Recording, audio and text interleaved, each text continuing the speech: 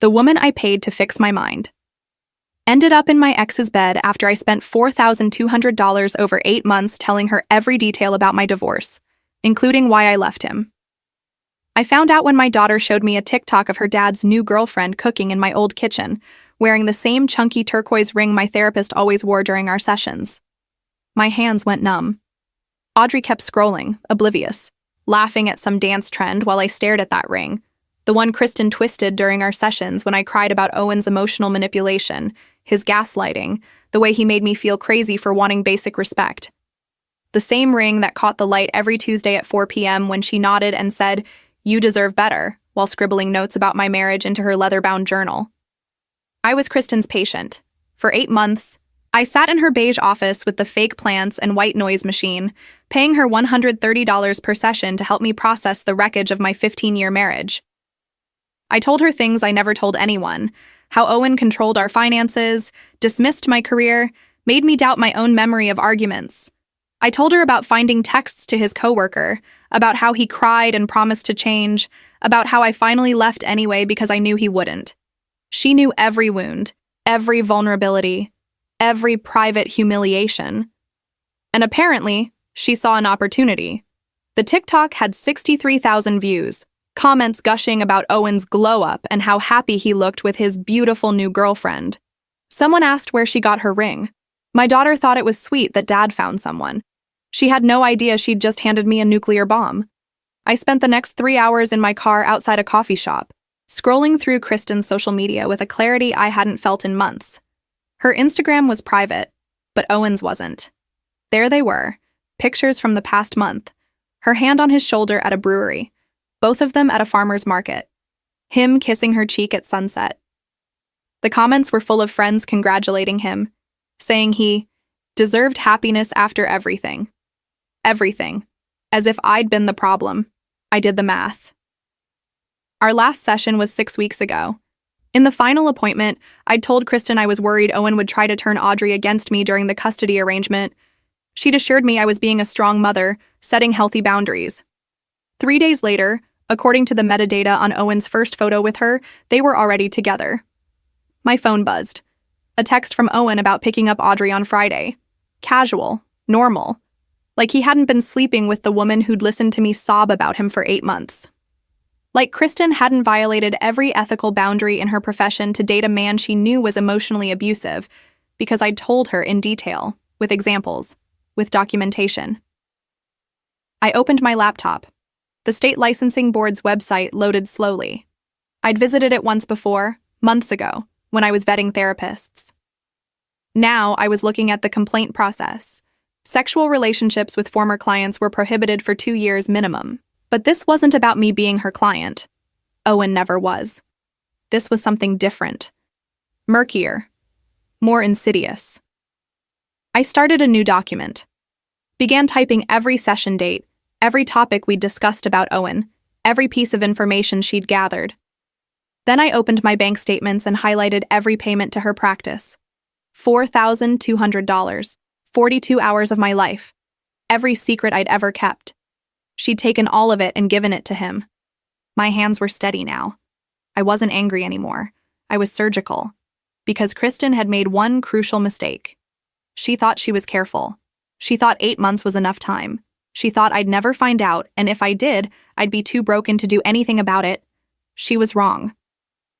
I picked up my phone and texted my friend Miranda, who happened to be a family law attorney. Need to talk. It's about Owen's new girlfriend. You're not going to believe who it is. Then I called the state licensing board and asked for information about filing an ethics complaint. The woman on the phone was sympathetic, professional. She explained the process. I thanked her and hung up. Owen thought he'd won. Kristen thought she was clever. They were both about to learn that the woman who'd spent 8 months analyzing her own trauma had become very, very good at pattern recognition. And I'd just recognized a pattern that would destroy them both. Miranda arrived at my apartment within the hour. I handed her my laptop before she'd even sat down. "Tell me I'm seeing this wrong," I said. She studied the screen. Kristen's licensing information, Owen's Instagram, my bank statements with therapy payments highlighted. Her expression shifted from confusion to disgust in under 30 seconds. Jesus, Sophia, This isn't just unethical, this is predatory. She scrolled through my typed timeline. She had access to your entire case against him, everything you'd use in custody court. I hadn't thought of that angle. What do you mean? Every weakness you discussed, every mistake you made during the marriage, every fear you have about Audrey, Kristen knows it all, and now Owen does too. Miranda's jaw tightened. If he tries to modify custody, he'll know exactly what to say, what buttons to push. Your therapist just gave him the blueprint to destroy you in court. The room tilted slightly. I sat down. There's more, Miranda continued, pulling up the state ethics code on her phone. Therapists can't use confidential information to harm former clients. She's doing exactly that by sharing your sessions with Owen. Even if she's not explicitly telling him, just being in a relationship with him after treating you is a violation. The power dynamic, the access to information, it's textbook exploitation. I watched her work, taking notes, cross-referencing codes. This was why I'd called her. Miranda didn't do sympathy. She did strategy. What about the licensing board complaint? I asked. File it, today. But here's what else we're doing. She turned the laptop toward me. We're going to document everything, every photo they post, every interaction. I want timestamps, screenshots, metadata. Then we're filing a motion to modify your divorce decree based on fraudulent concealment. We're divorced already. Doesn't matter. If Owen was in a relationship with your therapist while your divorce was being finalized, and that relationship influenced the settlement or custody arrangement, we can challenge it, especially if Kristen gave him information that affected the outcome. I thought about the custody schedule Owen had pushed for, more time than I'd wanted to give him, but Kristen had encouraged me to compromise and show good faith to the court. I'd trusted her professional opinion. When did your divorce finalize? Miranda asked. 7 weeks ago, and they've been together for 6 weeks. She smiled, but it wasn't friendly. So she started seeing him within days of your divorce being final. That's not a coincidence. She was waiting. My phone buzzed. A text from Owen. Audrey mentioned you seemed upset today. Everything okay? The audacity. I showed Miranda. Don't respond, she said immediately. Not yet. We need to be smarter than them. She stood, pacing my small living room. Here's what they're not expecting. You staying calm. They think you're the emotional wreck from therapy. They think you'll either fall apart or lash out. We're going to do neither. What are we doing? We're building a case so airtight they can't breathe. Licensing board complaint, yes. But also, we're going to file a civil suit against Kristen for breach of fiduciary duty and emotional damages. And we're going to request an emergency custody evaluation because Owen is now living with someone who has illegally obtained confidential information about you and Audrey. I stared at her. Can we do that? We're about to find out. She grabbed her bag. I need you to write down every single thing you told Kristen about Audrey. Every concern, every detail about her therapy, her school, her routines. If Kristen's been coaching Owen using that information, we'll prove it. Also, pull your phone records. I want to see if there's any overlap between Kristen's contacts and Owen's. After Miranda left, I opened my laptop and started typing. Every session, every topic, every piece of advice Kristen had given me. The document grew to 14 pages. Then I noticed something. In session 6, I'd told Kristen about Owen's fear of public embarrassment, how his father had humiliated him as a kid, and how Owen's entire personality was built around maintaining a perfect image. She'd written it down. I remembered watching her underline something in her notes. In session 12, I'd mentioned Kristen's own divorce, which she'd disclosed to build rapport. She'd been left by her husband for a younger woman. She'd said she understood betrayal. I stared at my notes. Kristen wasn't just dating Owen. She was proving something. To herself, maybe. To her ex-husband, definitely. Look what I can have now. Look who wants me. And Owen wasn't in love. He was using her. A therapist girlfriend made him look reformed, self-aware, emotionally evolved. She was his PR strategy. They were both using each other, which meant they both had something to lose. I opened a new browser tab and searched for Kristen's practice website. It was still active. Her photos smiled from the homepage. professional and trustworthy, listing her specialties: trauma, divorce recovery, family systems. Her credentials were impressive: licensed for 12 years, multiple certifications, published articles, all of it about to be worthless. I took screenshots of everything. Then I started searching for her ex-husband. Found him in 20 minutes. Remarried, living 2 states away, working in hospital administration. His Facebook was public. No mention of Kristen anywhere, but plenty of photos with his new wife and their baby. Kristen had told me she'd healed from her divorce through therapy and self-work. But people who've actually healed don't seduce their clients' abusive ex-husbands. They don't risk their entire career for revenge against someone they've never met. She wasn't healed. She was wounded. And wounded people make mistakes. My phone rang. Owen again. This time I answered. "Hey, just checking on you," he said, voice syrupy with false concern. "Audrey said you seemed off." "I'm fine, just busy with work." "That's good. Really good. I'm glad you're staying focused on positive things." A pause. "I'm in a really good place, too. I've been seeing someone, actually. A therapist. She's helping me work through a lot of the issues from our marriage." He couldn't help himself. Had to twist the knife. "That's great, Owen. Everyone deserves support." "Yeah, she's really amazing, very insightful." Another pause. "Anyway, I'll pick up Audrey on Friday. 5 o'clock? See you then." I hung up and immediately texted Miranda. "He just told me Kristen is his therapist. Not girlfriend. Therapist. He's lying to people about their relationship." Her response came instantly. "Even better. Proves consciousness of guilt. Keep records of everything he says." I looked at the time. 3 hours since I'd found out. In 3 hours, I'd gone from devastated to dangerous. Kristen had taught me well how to identify manipulation, how to document abuse, how to protect myself from people who wanted to destroy me. Now I was going to use every single lesson against her. The state licensing board complaint took me 4 hours to write. Miranda reviewed it twice, adding legal language and removing emotion. By midnight, it was 22 pages long with 37 attachments: bank statements, session notes I'd kept, screenshots of Owen and Kristen together, a detailed timeline. I submitted it at 1 in the morning. The confirmation email arrived instantly. "Your complaint has been received and will be reviewed within 30 business days." 30 days. Not fast enough. The next morning, I called Trevor, a private investigator Miranda had recommended. He met me at a diner, wearing a faded jacket and carrying a notebook that looked older than my marriage. "You want to prove they were together before your divorce was final?" he said, not asking. "Yes. That means finding evidence from 7 weeks ago. Texts, emails, receipts, witnesses." He studied me. "This is expensive, and it might not work." "How expensive?" $3,000 for 2 weeks of work. Maybe more if I need to pull phone records or surveillance. I just spent $4,200 on therapy. What was another $3,000 to burn it all down? "Do it." Trevor nodded. "I'll need everything you have. Names, addresses, usual locations, social media, known associates. The more I have, the faster I work." I slid a folder across the table. I'd prepared it last night. Printed copies of everything digital. Highlighted sections, annotated notes. Trevor flipped through it, eyebrows rising.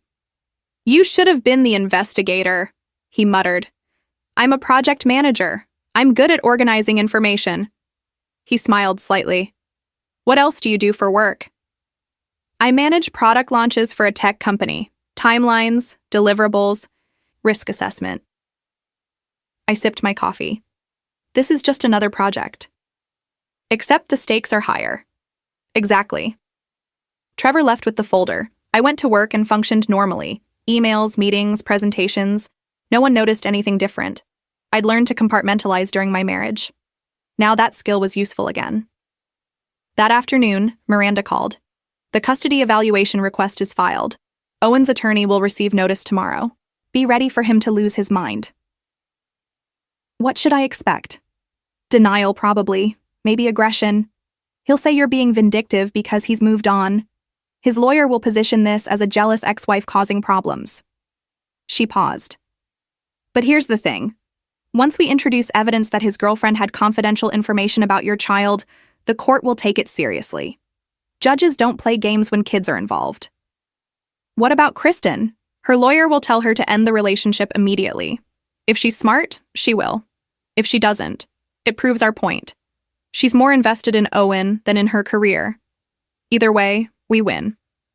I thought about that. If Kristen stayed with Owen, she'd lose her license. If she left him, Owen would be furious, abandoned by another woman, his image shattered. They'd turn on each other. They're going to break up, I said slowly. Probably. And when they do, they'll blame each other. Kristen will say Owen manipulated her. Owen will say Kristen misrepresented the ethics of their relationship. They'll both try to save themselves. That's usually what happens when narcissists face consequences. I smiled. We should document that too. Miranda laughed. You're kind of scary, you know that? I learned from the best. Kristen spent 8 months teaching me how to identify toxic behavior patterns and protect myself from manipulation. I'm just applying the lessons. That evening, Audrey came home from school chattering about her day. She mentioned Owen's girlfriend again. How nice she seemed, how she'd helped with homework last night, how she made really good pasta. My stomach clenched, but I kept my voice steady. Does Dad's girlfriend spend a lot of time at the house when you're there? Yeah, she's there most nights. She has a cat that I'm allergic to, though. My eyes got really itchy yesterday. A cat. I filed that information away. Kristen had never mentioned having a cat during our sessions. Small detail. Meaningless, probably. But I'd learned to collect everything. Did the cat come over, or were you at her place? Her place. It's really small, just 1 bedroom. Audrey scrolled on her phone, uninterested in the conversation. 1 bedroom. Which meant either Kristen was staying at Owen's most of the time, or they were already living together. That escalation was faster than normal. Suspicious. I texted Miranda.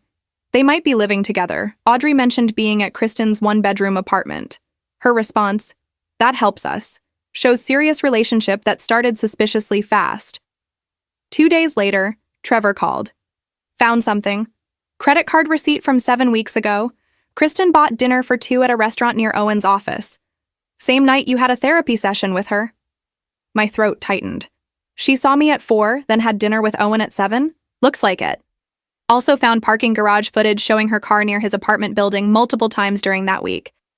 I'm working on getting better angles, but this establishes a pattern. How did you access parking garage footage?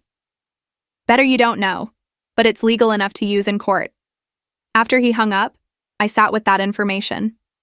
Kristen had been seeing Owen while I was still her active patient, which meant the ethics violation was even worse than I'd thought. I updated my complaint to the licensing board with the new information, added a supplemental filing with the evidence Trevor had found. Then I did something riskier. I created a fake Instagram account and sent a follow request to Kristen's private profile. Used a generic name, a stock photo, followed a bunch of therapists and wellness accounts to look legitimate. She accepted the request within an hour. Her profile was exactly what I expected. Inspirational quotes about healing, sunset photos, artfully arranged breakfasts, and photos with Owen. Dozens of them. Her hand on his chest, him kissing her forehead, both of them laughing at some inside joke. The captions were worse. Finally found someone who sees the real me. Grateful for second chances. Love looks like this. I saved every photo, every caption, every tagged location, built a timeline of their relationship based on her posts, cross-referenced it with my therapy sessions. She'd posted a photo of a bookshelf with the caption, "Organizing my office," the same day I'd had a session where I'd cried about Owen gaslighting me. In the background of the photo, barely visible, was a reflection in a picture frame. Owen, sitting on her couch. He'd been there, in her office, on a day she'd treated me.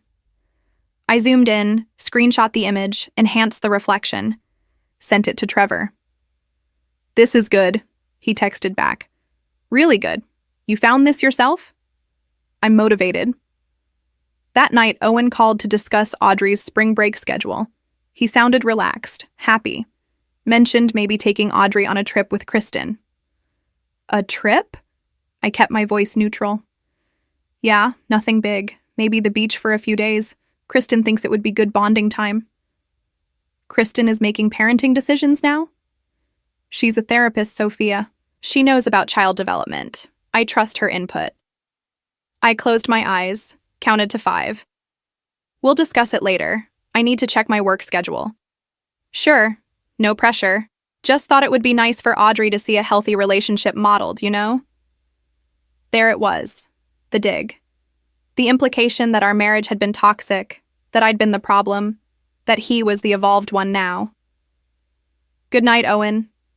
I hung up and texted Miranda everything he'd said. Her response made me laugh. He's building our case for us. Keep him talking. The licensing board investigation would take months. The custody evaluation would take weeks. The civil suit would take even longer. But I wasn't in a hurry. I'd spent 15 years with Owen. I knew how to wait. And while I waited, I was building something neither of them could escape from. Every photo they posted, every conversation I documented, every piece of evidence Trevor found, it was all ammunition. Kristen had taught me something else during our sessions. The best revenge isn't emotional. It's systematic. It's patient. It's thorough. She just never expected me to use that lesson on her. The explosion came 3 weeks later. Owen's attorney called Miranda, furious about the custody evaluation. Within an hour, Owen was texting me, "What the hell are you doing? This is insane." I didn't respond. Miranda had coached me. Silence was power. Then Kristen called. I let it go to voicemail. Sophia, this is Kristen. I know you're upset, and I understand why, but we need to talk about this. Please call me back. There are things you don't understand about the situation. I saved the voicemail, sent it to Miranda. She's panicking, Miranda said when she called. Her lawyer probably told her not to contact you. She did it anyway. That's consciousness of guilt. What happens now? We wait for them to make more mistakes. They didn't disappoint. 2 days later, Owen posted on Facebook a long paragraph about moving forward, about not letting bitter people drag you down, about finding real love after years of emotional abuse. He didn't name me, but everyone knew who he meant. The comments were divided. Some people supported him. Others were skeptical. One former friend of ours wrote, "Dude, isn't your new girlfriend Sophia's therapist? That's messed up." Owen deleted the comment. Then he deleted the entire post. But I had screenshots. Trevor called that afternoon. Got the phone records. They've been in contact for 4 months. First call was while you were still in therapy with her. 4 months? Yeah. Started with a few texts, then calls got more frequent. By the time you stopped seeing her, they were talking every day. He paused. There's more. She called him the same nights you had sessions, multiple times. Like she was debriefing with him about your appointments. I felt sick. Can you prove what they discussed? No, but the pattern is clear enough. And here's the kicker. Owen called her office number once asking about scheduling a consultation. That was 3 months ago. She told him over text she couldn't see him as a client because of conflict of interest, but they could meet for coffee to discuss his options. She turned him down as a client, then dated him anyway. Exactly. Which means she knew it was wrong from the start. I thanked Trevor and sat with that information. Kristen had known. From the very beginning, she'd known the relationship was unethical. She'd chosen to pursue it anyway. That night, Miranda filed a motion to compel Kristen to turn over her session notes about me. It was a long shot. Therapist-patient privilege usually protected those notes. But Miranda argued that once Kristen entered a relationship with Owen, she'd waived that privilege by creating a conflict of interest. The judge scheduled a hearing. Kristen's attorney filed an emergency motion to dismiss, arguing harassment and claiming I was weaponizing the legal system because of a personal grudge. The judge denied it. We're going to trial, Miranda said, barely containing her excitement. Not full trial, but an evidentiary hearing. Kristen will have to testify under oath about when the relationship started and whether she shared confidential information with Owen. Will she tell the truth? Probably not, but we have phone records, credit card receipts, and social media posts. When her story doesn't match the evidence, her credibility is destroyed. And if she lies under oath, that's perjury. The hearing was scheduled for 6 weeks out. In the meantime, the licensing board contacted me. They were opening a formal investigation and wanted to interview me. The investigator was a woman named Erin, clinical and thorough. She spent 3 hours asking me questions, taking notes, reviewing the evidence I'd submitted. "This is one of the most clear-cut ethics violations I've seen," she said finally. "The challenge will be proving she shared confidential information with him. The relationship alone is grounds for discipline, but if we can prove she gave him details from your sessions, she'll lose her license permanently." "How do I prove that?" "You'd need recordings, texts, or testimony from someone who witnessed it. Do you have any of that?" "No." Erin nodded. "Then we'll focus on the relationship timeline and the conflict of interest. That's still serious." After she left, I sat in my car, thinking. I needed proof that Kristen had told Owen things from our sessions. But how? Then I remembered Audrey. She'd been around them together. She might have heard something. That evening, I approached it carefully. "Hey, when you're at Dad's place and Kristen is there, do they talk about me?" Audrey shrugged. "Sometimes." "What do they say?" "I don't know. Boring stuff. Dad says you're stressed about work. Kristen says she understands because she knows what you're like." My blood ran cold. She said she knows what I'm like? "Yeah.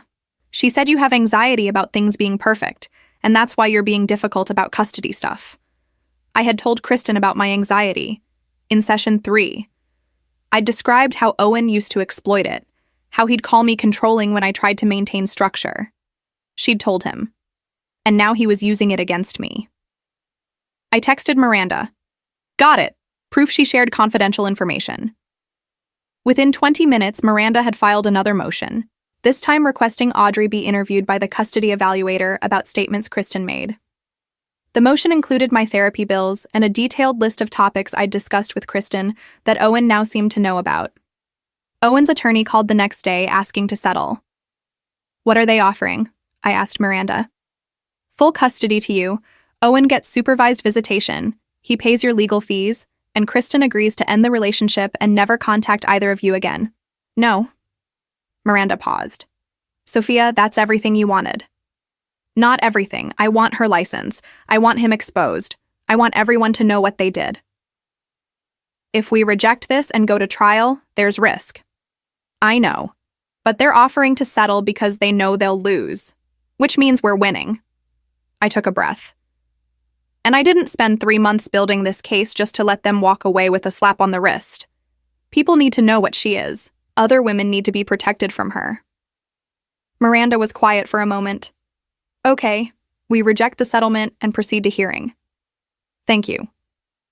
"Sophia, you're sure about this?" "Completely." The hearing was in 3 weeks. I had 3 weeks to make sure every piece of evidence was perfect. Every argument was airtight. Every witness was prepared. Kristen and Owen thought they could buy their way out of consequences. They were about to learn otherwise. The courtroom was smaller than I expected, sterile, fluorescent lights and beige walls. Kristen sat at the defendant's table in a navy blazer, looking professional and composed. Owen wasn't allowed to attend. He wasn't a party to the case. Miranda laid out our evidence methodically: phone records, credit card receipts, social media posts. Audrey's testimony, given privately to the custody evaluator, describing how Kristen had mentioned my anxiety about perfectionism. Exact phrasing from session 3. Kristen's attorney argued she'd simply made an observation based on Owen's description of me, not confidential information. But Miranda had prepared for that. She pulled up my therapy intake form, where I'd specifically discussed anxiety as a presenting issue, signed and dated 8 months ago. How would Ms. Kristen know about anxiety being a specific clinical concern unless she'd reviewed therapy notes or discussed sessions with Mr. Owen? Miranda asked. Kristen's attorney had no good answer. Then came Kristen's testimony. Under oath, she admitted the relationship began 6 weeks ago, 1 week after my divorce finalized. She denied any contact with Owen before that. Miranda introduced the phone records, 4 months of calls and texts. Kristen's face went pale. Those were, we were just friends. I was giving him referrals to other therapists. 53 calls in 1 month constitutes just friends? Miranda asked. We were developing feelings, but nothing physical happened until after Sophia's divorce. But you knew Mr. Owen while treating Ms. Sophia for trauma related to her marriage to him? Yes, but I maintained boundaries. Did you tell Ms. Sophia that you were communicating with her ex-husband? No. Why not? I didn't think it was relevant. You didn't think it was relevant that you were forming a romantic relationship with the person your patient was in therapy to recover from? Silence.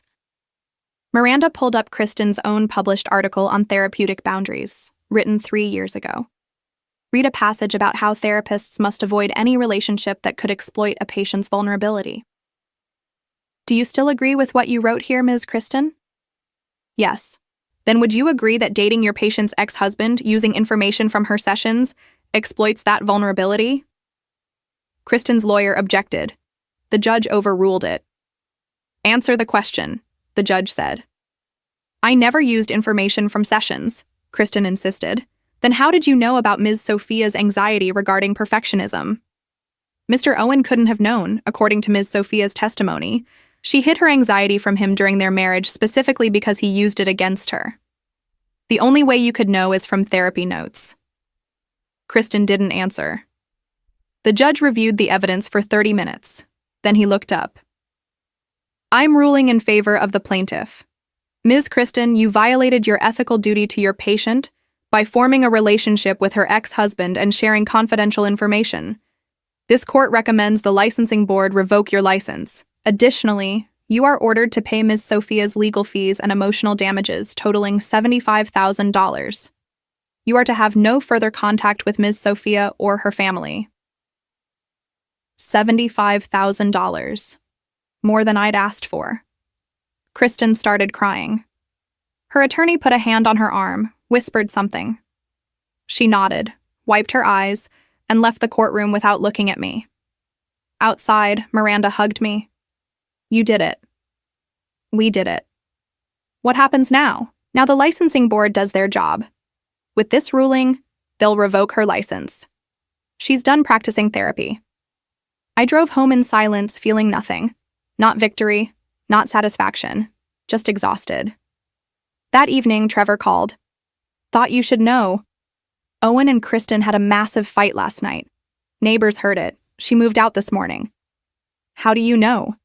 I know people. She's staying at a hotel. He's been calling her nonstop. She's not answering.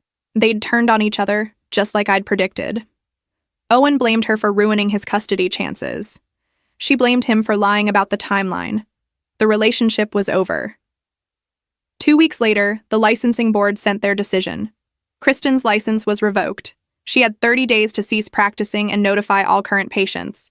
Her practice website went dark. Her social media disappeared. The custody evaluator released their report. It recommended I have primary custody with Owen receiving supervised visitation pending completion of a parenting class and individual therapy. The judge adopted the recommendation. Owen tried to appeal.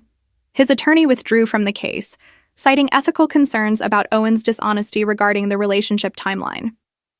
Owen couldn't afford another lawyer. The appeal was dismissed. I got a letter from Kristen's attorney. She was filing for bankruptcy. Couldn't pay the $75,000 judgment.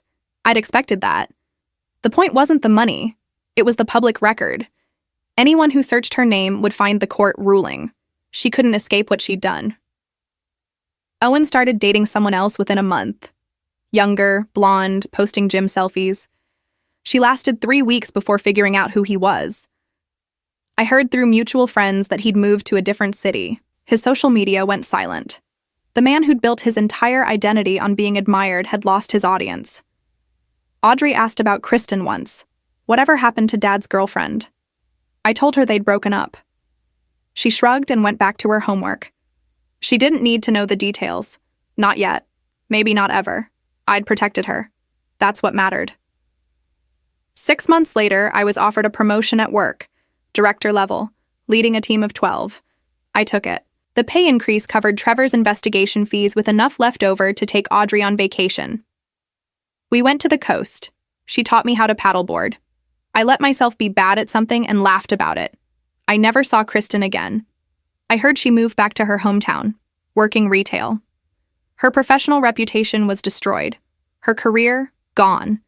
The thing she'd spent 12 years building obliterated because she thought she could exploit someone's pain for personal gain. Owen tried to contact me once, 6 months after the custody ruling. A long email about how he'd done a lot of self-reflection and realized he'd made mistakes. He wanted to apologize. He hoped we could co-parent more amicably. I deleted it without responding. He sent another email a week later. Then another. Each one more desperate. I blocked his email address.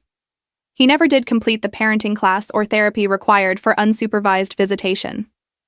He saw Audrey twice in 6 months, both supervised visits where he spent the whole time on his phone. She stopped asking to see him. I started therapy again, this time with a therapist named Lucas who was careful and ethical and never once made me feel like my trust was misplaced. I processed what Kristen had done. The betrayal, the exploitation, the calculating cruelty of using my vulnerability against me. Lucas helped me see it clearly. I'd been wounded, and Kristen had chosen to wound me further for her own benefit. But I'd survived, more than survived. I'd protected myself and my daughter. I'd held people accountable. I'd refused to be a victim. One afternoon, I got a message request on Instagram from someone I didn't know. A woman named Erin, not the investigator, different person. She'd seen the court documents when researching therapists to avoid. "Thank you for speaking up," she wrote. "I almost started seeing her. Your case saved me from making a huge mistake." I stared at that message for a long time. Then I showed it to Lucas in our next session. "How does that make you feel?" he asked. "Like it was worth it," I said. And it was. Kristen spent $4,200 worth of my time teaching me how to identify predatory behavior, document abuse, and protect myself from people who wanted to use me. I'd learned the lessons well, better than she'd expected. And in the end, the best revenge wasn't just destroying her career or exposing Owen, it was this. I'd taken everything she'd taught me about survival and turned it into a weapon she never saw coming. She'd wanted to help herself by hurting me. Instead, she'd taught me exactly how to ensure she could never hurt anyone again. I heard through a former mutual acquaintance that Owen ran into her once, months later, at a grocery store. He'd tried to talk to her. She'd walked away without acknowledging him. They'd destroyed each other. I'd just lit the match. Audrey asked me once if I was happy. We were sitting on the couch, her doing homework, me reading work emails. Just a normal Tuesday evening. "Yeah," I said, realizing it was true. "I really am."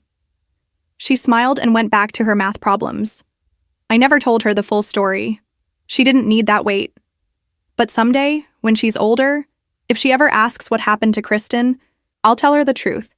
Some people bet everything on hurting others, and sometimes those bets don't pay off. Kristen and Owen had thought I was broken enough to either ignore what they'd done or fall apart trying to fight it. They'd gambled that my pain would make me weak. They'd lost that bet, and they'd paid for it with everything they had.